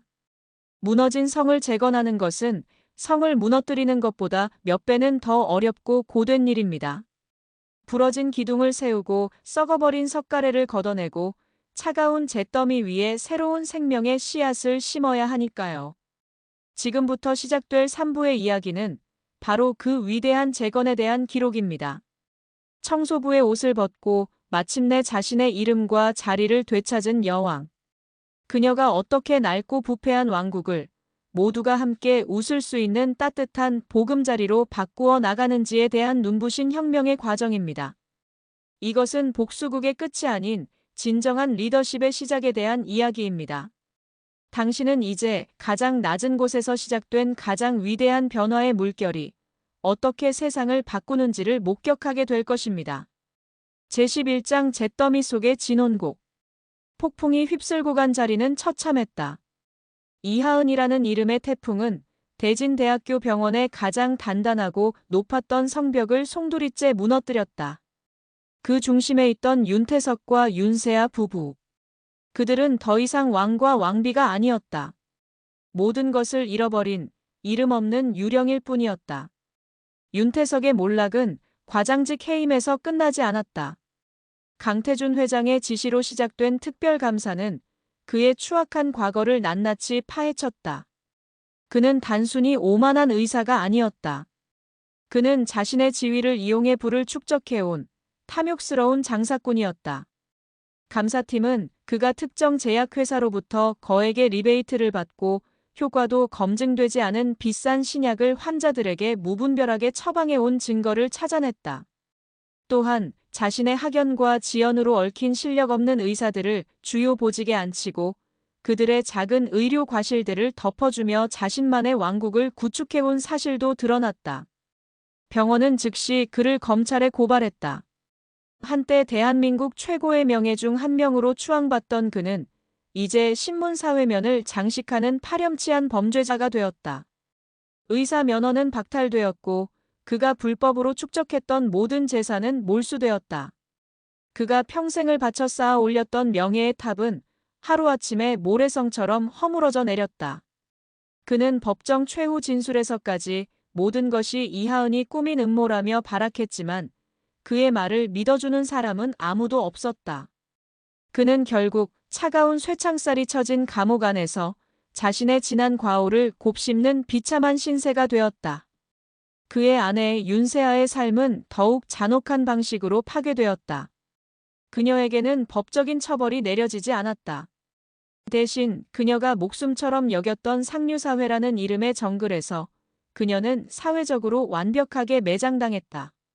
사건이 터진 직후 그녀는 애써 태어난 척 평소처럼 백화점 VVIP 라운지를 찾았다. 하지만 그곳의 공기는 이전과 완전히 달라져 있었다. 어제까지 그녀의 옆에서 아첨을 떨며 웃어주던 의사 아내들이 그녀를 발견하자마자 약속이라도 한 듯 싸늘하게 고개를 돌리고는 자리를 피했다. 그녀가 다가가 말을 걸려하자 한때 그녀의 오른팔을 자처했던 사모님이 벌레 씹은 표정으로 쏘아붙였다. 어머, 윤세아 씨. 여긴 어떻게 왔어? 우린 남편한테 똥물이나 튀기는 사람이랑은 상종 안 하기로 해서. 격떨어지게 어디 가서 우리랑 아는 척하지 말아줄래? 그것은 시작에 불과했다. 그녀가 다니던 모든 사교 모임에서 그녀는 강제로 추방당했다. 그녀가 예약했던 고급 레스토랑과 스파에서는 알 수 없는 이유로 예약이 취소되었다는 통보가 날아왔다. 그녀가 휘두르던 모든 권력은 남편 윤태석의 지위에서 비롯된 것이었다. 이제 그 지위가 사라지자 그녀는 깃털보다도 가벼운 존재가 되어버렸다. 아무도 그녀를 두려워하지 않았고 아무도 그녀를 부러워하지 않았다. 절망에 빠진 그녀는 마지막 지푸라기라도 잡는 심정으로 이하은을 찾아갔다. 그녀는 병원 로비에서 수많은 직원들에게 둘러싸여 환하게 웃고 있는 하은의 모습을 망연자실한 표정으로 바라보았다. 예전의 그 초라한 청소부가 아니었다. 자신감과 위엄이 넘치는 범접할 수 없는 아우라를 뿜어내는 진짜 여왕의 모습이었다. 세아는 하은의 앞에 다가가 무릎이라도 꿇을 기세로 애원했다. 하은아, 아니, 이사님, 내가 잘못했어. 내가 정말 죽을 죄를 지었어. 제발 제발 한 번만 용서해줘. 내가 회장님께 말씀만 잘 드리면 우리 남편 다시 예전으로 돌아갈 수 있잖아. 응. 그녀의 눈에는 진정한 반성의 눈물 대신 자신의 처지를 비관하는 악어의 눈물만이 가득했다. 하은은 아무 말 없이 그녀를 내려다보았다. 더 이상 분노도 증오도 느껴지지 않았다. 그저 연민만이 느껴질 뿐이었다. 자신의 삶을 스스로의 힘으로 일구어낼 생각은 하지 않고 평생을 남에게 기생하여 살다가 모든 것을 잃고 나서야 비로소 발버둥 치는 저 가련한 영혼. 하은은 경멸 대신 마지막 자비를 베풀었다. 윤세아 씨, 당신이 진짜 반성해야 할 대상은 내가 아니에요. 당신의 그 오만한 혀 끝에 상처받았던 수많은 사람들, 그리고 당신 자신에게 사죄하세요. 당신의 삶을 더 이상 남편의 명함 뒤에 숨기지 마세요. 그것이 하은이 그녀에게 건넨 마지막 말이었다. 하은은 차갑게 돌아섰다. 더 이상 그녀의 인생에 윤세아라는 이름이 머무를 공간은 없었다. 홀로 남겨진 세아는 텅 빈 로비 한가운데서 어린아이처럼 서럽게 울부짖었다. 그녀의 화려했던 왕국이 먼지처럼 흩날리는 진원곡이 차갑게 울려 퍼지고 있었다. 제12장 가장 낮은 곳을 향한 혁명. 이하은은 과거의 망령들을 완벽하게 지원했다. 이제 그녀의 시선은 오직 미래를 향해 있었다. 그녀가 초대 센터장으로 부임한 환자 경험혁신센터. 그 이름은 거창했지만 그녀의 첫 행보는 지극히 소박하고 파격적이었다. 그녀는 병원에서 가장 전망 좋은 곳에 배정된 센터장실을 단 하루 만에 비워버렸다. 그리고는 병원 본관 1층, 가장 시끄럽고 번잡한 로비의 한가운데에 사방이 투명 유리로 된 작은 사무실을 새로 만들었다. 소통의 창이라고 이름 붙여진 그곳은 말 그대로 모든 사람에게 열려있는 공간이었다. 직급이나 신분에 상관없이 누구든 언제든 그녀를 찾아와 자신의 이야기를 할 수 있도록 만든 그녀의 혁명 기지였다. 그녀의 첫 번째 공식 업무는 결제가 아닌 경청이었다.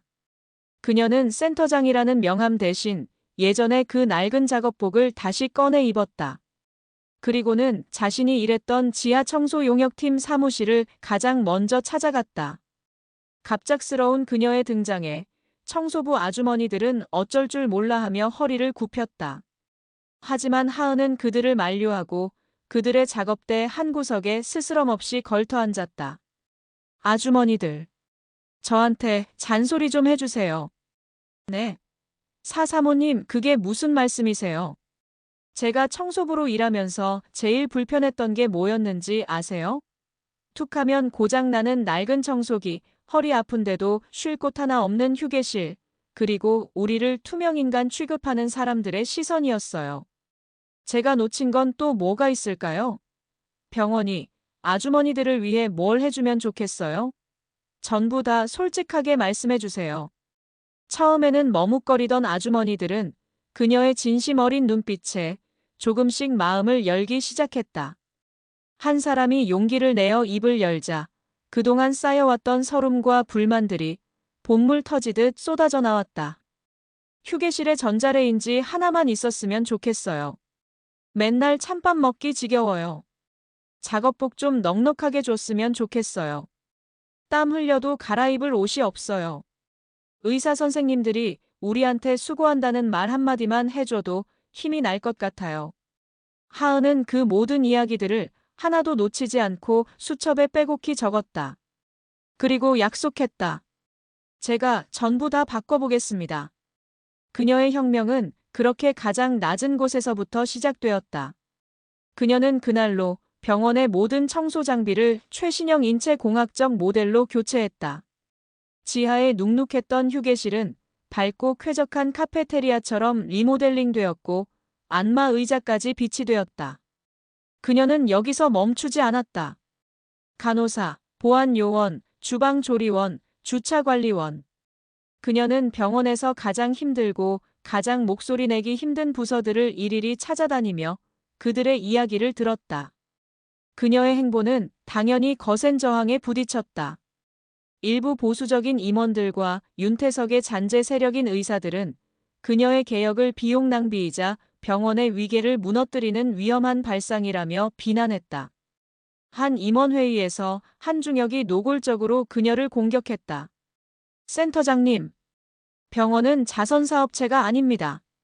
청소부들 휴게실 꾸미는데 수억 원을 쓰는 게 경영 효율성에 무슨 도움이 됩니까? 모두의 시선이 하은에게 쏠렸다. 그녀는 조금의 동요도 없이 차분하게 대답했다. 부사장님, 질문 하나 드려도 되겠습니까? 부사장님께서는 우리 병원 화장실이 얼마나 깨끗한지, 복도 바닥이 얼마나 반짝이는지가 환자들의 만족도와 병원의 평판에 얼마나 큰 영향을 미치는지 알고 계십니까? 그녀는 직접 발로 뛰며 만든 상세한 데이터와 통계 자료를 스크린에 띄웠다. 가장 행복한 직원이 가장 훌륭한 서비스를 만듭니다. 직원을 존중하지 않는 병원은 결코 환자를 존중할 수 없습니다. 이것은 비용 낭비가 아니라 우리 병원의 미래를 위한 가장 확실한 투자입니다. 그녀의 논리 정연하고 확신에 찬 반박에 그 누구도 더 이상 토를 달지 못했다. 시아버지인 강태준 회장은 회의실 가장 상석에서 그런 며느리의 모습을 흐뭇한 미소로 지켜보고 있었다. 그녀의 혁명은 조용하지만 거대한 파도처럼 병원 전체로 퍼져나가고 있었다. 낡고 부식된 관료주의의 성벽을 허물고 그 자리에 소통과 존중이라는 이름의 새로운 기둥을 세우고 있었다. 이하은의 혁명은 단순한 복지 개선이나 시스템의 변화에 그치지 않았다. 그녀가 일으킨 가장 위대한 변화는 바로 사람들의 마음을 움직였다는 것이다. 그녀의 진심은 차갑게 얼어붙어 있던 병원의 공기를 서서히 녹이기 시작했다. 가장 먼저 변화를 보인 것은 간호사들이었다. 경무와 의사들의 권위적인 태도에 지쳐 기계처럼 일하던 그들의 얼굴에 조금씩 미소가 돌아오기 시작했다. 하은이 만든 감정 쓰레기통이라는 이름의 익명 소통 채널은 그들의 억눌렸던 감정을 분출하고 서로를 위로하는 해방구가 되었다. 간호사들의 스트레스 지수가 낮아지자 자연스럽게 환자들을 대하는 태도도 달라졌다. 그들은 환자들의 이름을 불러주었고 눈을 맞추며 이야기했으며 환자들의 작은 고통에도 귀를 기울이기 시작했다. 의사사회에도 조용한 변화의 바람이 불었다. 특히 하은의 개혁을 지지하는 젊은 의사들을 중심으로 새로운 문화가 싹트기 시작했다. 그들은 더 이상 간호사나 직원들을 아랫사람으로 대하지 않았다. 회진을 돌 때 청소부 아주머니에게 먼저 수고하십니다라고 인사를 건넸고 간호사의 전문적인 의견을 존중하며 함께 최선의 치료 방법을 논의했다. 하은이 시작한 전 직급 합동 컨퍼런스는 의사, 간호사, 물리치료사, 행정직원 모두가 동등한 자격으로 참여하여 환자 사례를 놓고 자유롭게 토론하는 대진대학교 병원의 새로운 상징이 되었다. 이 모든 변화는 고스란히 환자들에게 전달되었다. 병원은 더 이상 차갑고 두려운 공간이 아니었다. 환자들은 자신이 존중받고 있다는 느낌을 받았고 의료진에 대한 깊은 신뢰를 갖게 되었다. 대진대학교 병원에 가면 병뿐만 아니라 마음까지 치료받는 기분이다. 환자들 사이에서 이런 입소문이 퍼져나가기 시작했다. 어느 날 하은은 한 통의 감사 편지를 받았다. 얼마 전 췌장암 말기 판정을 받고 병원에서 마지막 나날을 보내다 평화롭게 임종을 맞이한 한 할아버지의 아들이 보낸 편지였다. 제 아버지는 평생을 외롭게 살아오신 분이었습니다. 마지막 가시는 길마저 병실에서 홀로 쓸쓸히 보내실까봐 자식으로서 마음이 너무나도 아팠습니다. 하지만 대진대학교 병원은 저희 아버지에게 세상에서 가장 따뜻한 가족이 되어 주었습니다. 젊은 의사 선생님은 매일 아버지를 찾아와 말벗이 되어 주셨고, 간호사 선생님들은 친딸처럼 아버지의 손을 잡아주었습니다. 심지어 청소를 담당하시던 아주머니께서는 아버지가 좋아하시던 옛날 노래를 날마다 흥얼거려 주셨다고 합니다. 아버지는 돌아가시는 순간 제게 이렇게 말씀하셨습니다. 아들아, 나는 평생 처음으로 대접받는다는 게 뭔지 알았다. 고맙다. 정말 고맙다. 이하은 센터장님, 당신이 이 병원을 어떻게 바꾸어 놓으셨는지 당신은 아마 상상도 못하실 겁니다. 진심으로 감사드립니다. 하은은 편지를 읽으며 뜨거운 눈물을 흘렸다. 이것이었다. 그녀가 진정으로 원했던 것. 돈이나 명예가 아닌 사람의 마음을 움직이고 한 사람의 마지막 길을 따뜻하게 배웅해 줄 수 있는 병원. 그녀는 자신이 걸어온 모든 길이 결코 헛되지 않았음을 확인받는 기분이었다. 그녀는 자신의 과거 상처 역시 새로운 방식으로 치유해 나가기 시작했다. 그녀는 자신의 사재를 털어 하은 장학재단을 설립했다. 가정 형편이 어려워 학업을 중단할 위기에 놓인 의대생과 간호대생들을 후원하는 재단이었다. 과거 돈 때문에 의사의 꿈을 접어야만 했던 자신의 아픔을 이제는 다른 아이들이 겪게 하고 싶지 않았기 때문이다. 그녀는 장학증서 수여식에서 학생들에게 이렇게 말했다. 여러분, 실력 있는 의사가 되기 전에 따뜻한 심장을 가진 사람이 먼저 되어 주십시오. 환자의 아픔에 공감하고 동료의 땀을 존중하며 세상의 가장 낮은 곳을 돌아볼 줄 아는 그런 의사가 되어 주십시오. 그녀는 더 이상 상처 입은 피해자가 아니었다. 자신의 아픔을 더 큰 사랑으로 승화시켜 세상의 온기를 전하는 진정한 마음을 치료하는 의사로 거듭나고 있었다. 제14장 여왕의 귀환. 1년이라는 시간이 화살처럼 흘러갔다. 대진대학교 병원은 완전히 새로운 모습으로 다시 태어났다. 병원 복도를 오가는 직원들의 얼굴에는 이전에는 볼 수 없었던 활기와 자부심이 넘쳐 흘렀다. 그리고 그해 연말, 대한민국 의료계 전체가 주목하는 올해의 병원 대상 시상식이 열렸다. 매년 전국의 수많은 대학병원들을 대상으로 가장 뛰어난 성과를 보인 단 한 곳의 병원에게 주어지는 최고 권위의 상이었다. 모두의 예상은 최첨단 로봇 수술을 도입한 서울의 한 경쟁병원이 대상을 차지할 것이라고 점치고 있었다. 하지만 결과는 예상을 완전히 뒤엎었다. 올해의 병원 대상. 수상자는 대진대학교 병원입니다. 시상식장에 모여있던 대진대학교 병원 관계자들은 자신들의 귀를 의심했다. 잠시 동안의 정적이 흐른 뒤 이내 거대한 함성과 박수갈채가 터져나왔다. 강태준 회장과 강지훈 부원장, 그리고 이하은은 직원들과 함께 서로를 부둥켜 안고 기쁨을 나누었다. 심사위원장은 대진대학교 병원의 선정 이유를 이렇게 밝혔다. 대진대학교 병원은 올 한 해 가장 혁신적인 변화를 보여주었습니다. 그 혁신은 값비싼 의료장비의 도입이나 새로운 기술의 개발이 아니었습니다. 그들은 사람을 존중하는 문화야말로 가장 위대한 의료 혁신이라는 것을 스스로 증명해 보였습니다. 직원 만족도가 곧 환자 만족도로 이어진다는 가장 기본적인 진리를 우리 모두에게 다시 한번 일깨워 주었습니다. 시상대의 스포트라이트가 강태준 회장에게 쏟아졌다.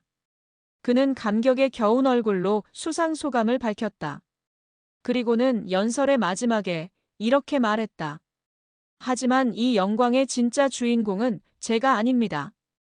그는 뒤편에 서 있던 며느리 하은에게로 손짓했다. 이 모든 변화를 이끌어낸 우리 병원의 진정한 리더 이하은 센터장을 이 자리로 모시겠습니다. 하은은 잠시 망설이다가 이내 결심한 듯 단상 위로 올라섰다. 그녀는 더 이상 낡은 작업복 차림이 아니었다. 소박하지만 기품 있는 하얀색 원피스를 입은 그녀의 모습은 그 어떤 여배우보다도 더 아름답고 당당하게 빛나고 있었다. 그녀는 수백 명의 청중과 수십 개의 카메라 앞에서 마이크를 잡았다. 그녀의 시선은 객석의 가장 앞줄이 아닌 가장 뒷줄에 서 있는 자신을 향해 환호하고 있는 청소부, 간호사, 그리고 이름 없는 직원들을 향해 있었다. 이 상은 제가 받는 것이 아닙니다. 그녀의 목소리가 시상식장 전체에 맑게 울려 퍼졌다. 이 상은 매일 새벽 가장 먼저 병원의 불을 밝히고 가장 늦게까지 환자 곁을 지키는 보이지 않는 곳에서 묵묵히 땀 흘려온 우리 대진대학교 병원의 모든 주인들이 받는 상입니다. 저는 그저 그분들의 위대한 목소리를 세상에 조금 더 크게 전달했을 뿐입니다. 그녀의 연설이 끝나자 객석에서는 기립박수가 터져나왔다. 그 순간 하은은 깨달았다. 자신의 길고 길었던 자맹과 투쟁이 마침내 끝났다는 것을.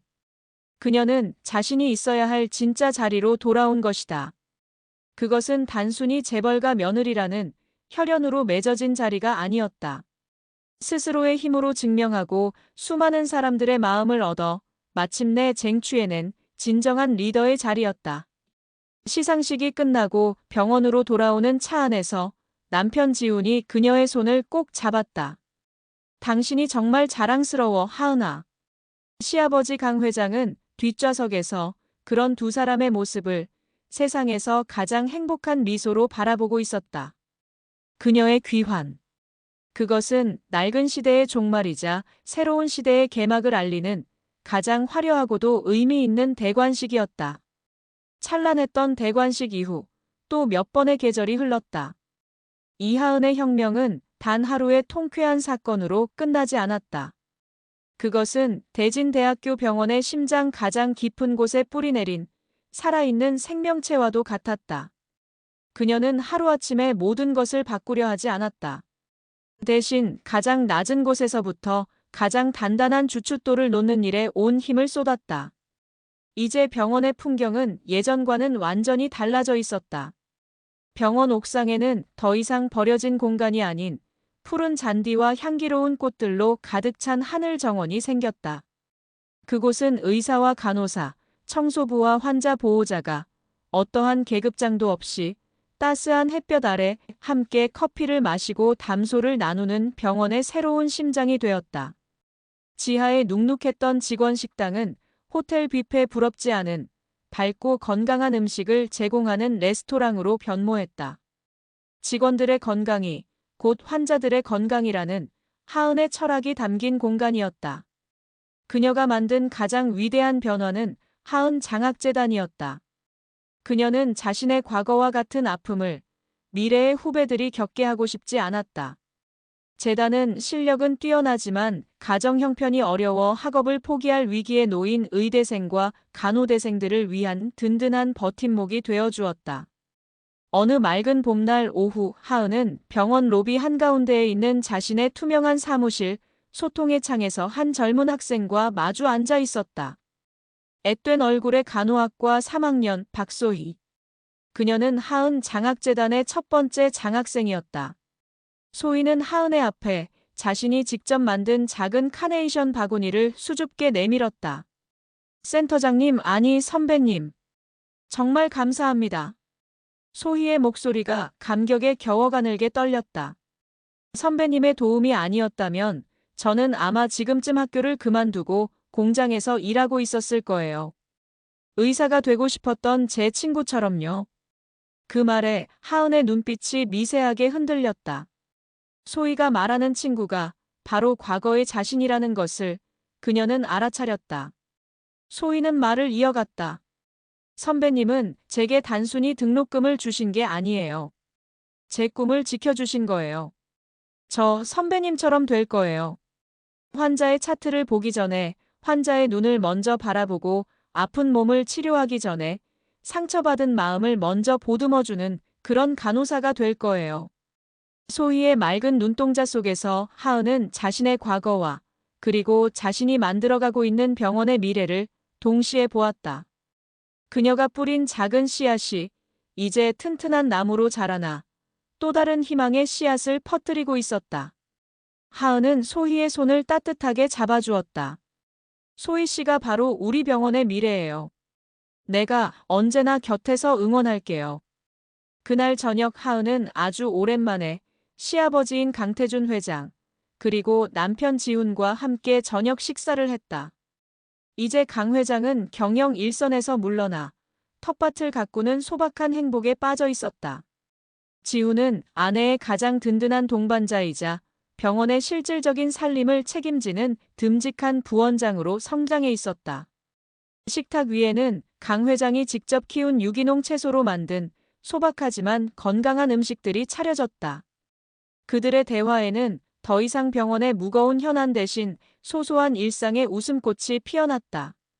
하은아, 오늘 박소희라는 학생이 다녀갔다며? 아주 똘똘하고 심성도 곱더구나. 강 회장이 흐뭇한 미소로 며느리를 바라보았다. 내가 나보다 훨씬 더 훌륭한 경영자다. 나는 평생을 성을 쌓고 영토를 넓히는 데만 급급했는데 너는 그 성 안에 사는 사람들의 마음을 얻었으니 말이다. 노 회장의 진심 어린 칭찬에 하은은 쑥스러운 듯 미소를 지었다. 그녀의 시선이 사무실 한쪽에 고이 놓여 있는 작은 액자로 향했다. 그 액자 안에는 사진 대신 낡고해진 회색 천 조각이 들어 있었다. 그녀가 청소부로 일할 때 입었던 작업복의 일부. 그녀는 자신의 정체를 밝히던 그 운명의 날 이후 그 작업복을 버리지 않았다. 대신 가장 잘 보이는 곳에 두고 매일같이 들여다보았다. 자신의 뿌리가 어디에 있는지, 자신이 무엇을 위해 싸워왔는지를 결코 잊지 않기 위해서였다. 그것은 그녀에게 왕관보다 더 귀한, 스스로에게 수여한 진짜 훈장이었다. 식사를 마치고 하은은 남편과 함께 정원을 거닐었다. 밤하늘에는 셀 수 없이 많은 별들이 보석처럼 박혀 있었다. 지훈이 아내의 어깨를 부드럽게 감싸 안았다. 가끔 생각해. 만약 그때 당신이 그런 끔찍한 일을 겪지 않았더라면 어땠을까? 하은은 남편의 품에 머리를 기댄 채 조용히 대답했다. 아마 지금의 나는 없었겠죠. 나는 여전히 화려한 성 안에 갇혀 진짜 세상을 모르는 철부지 며느리로 살고 있었을 거예요.